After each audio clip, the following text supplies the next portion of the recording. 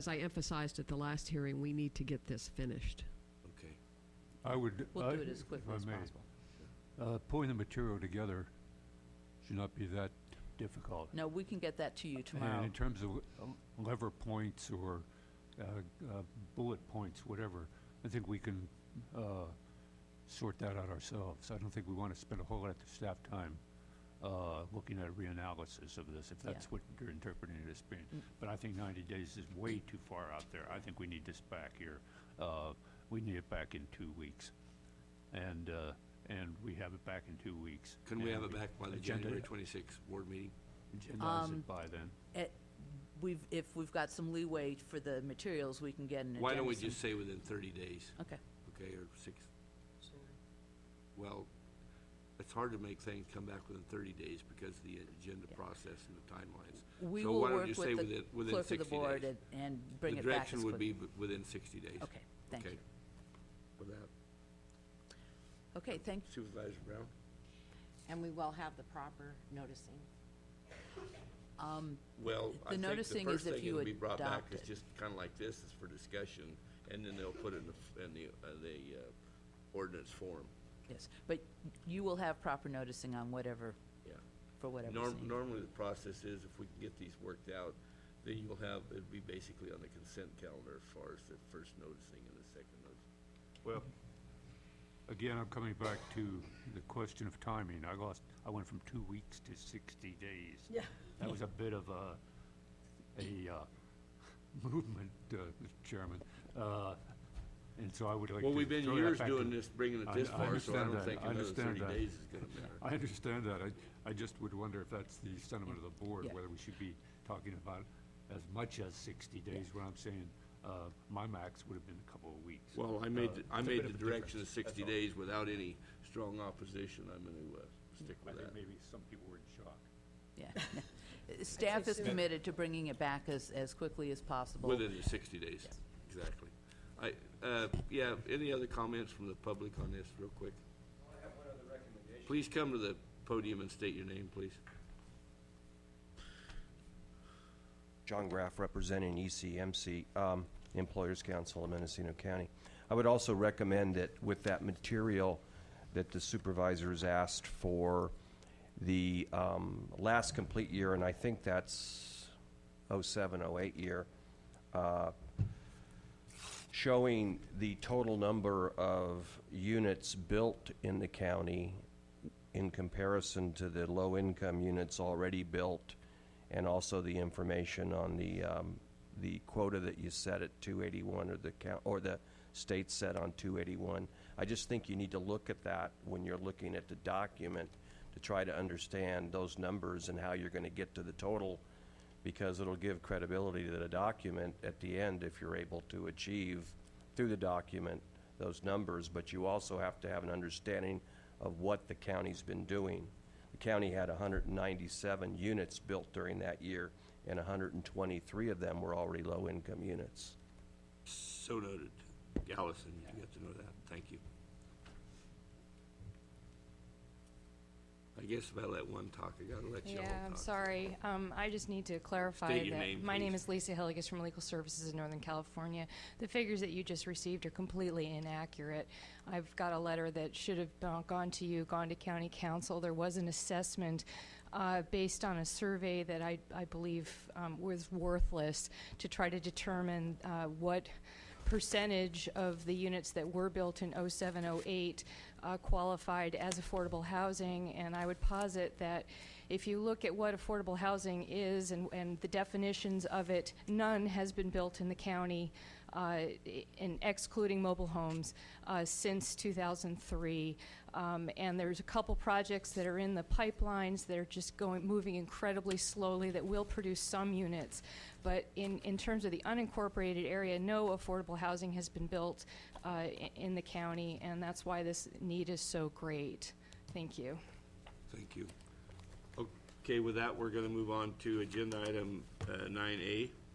This is a notice public hearing to consider adoption of a resolution adopting a revised disposal facility element of the countywide integrated waste management plan. Mike Sweeney from MIMSWA will be presenting this item. This is a public hearing, so has proper notice been established? Yes, we have proper notice. Okay. We will open the public hearing, announce the hearing procedures. Clerk, will you note correspondence and telephone calls received? Yes, we've received no additional information from what's in the packets. Okay. Looks, Mr. Sweeney, you'll make the staff presentation? Yes, thank you, Mr. Chairman and board members. This is a very routine matter. Unfortunately, the state regulations require that it be adopted by a resolution preceded by a noticed public hearing. It is merely an informational list of facilities that are used in Mendocino County for recycling, transfer, composting, and similar solid waste purposes, excluding the landfills. We have had this in the past. It had to be updated because of the transfers, because of the MRFs that were being added in our county. So with that, I'd be happy to answer any questions. Any questions from board members? Any members of the public would like to speak on this issue? Those wishing to speak, come to the speaker's forum. No members of the public? You want to make any further final remarks on this, Mike? Not really. I just recommend that you pass the resolution so we can get this off to Sacramento. Okay. Questions, Supervisor McGowan?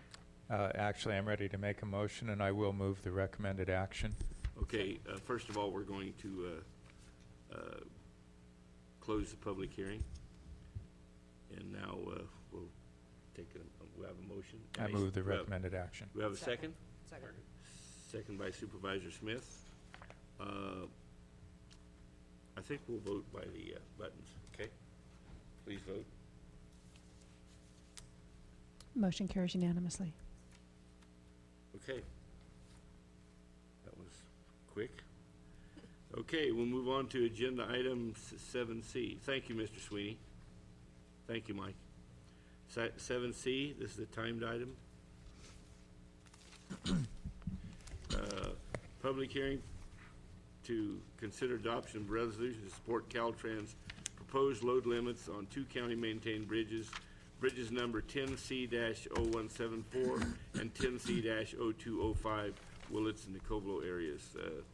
Sponsoring Department of Transportation. Looks like we have Mr. Bob Parker here. Thank you, Bob. Good morning, Mr. Chairman, members of the board. First of all, if we establish proper notice. We do have proper notice on this public hearing as well, and we have not received any additional information on. Okay, and Mr. Parker, you want to Sorry.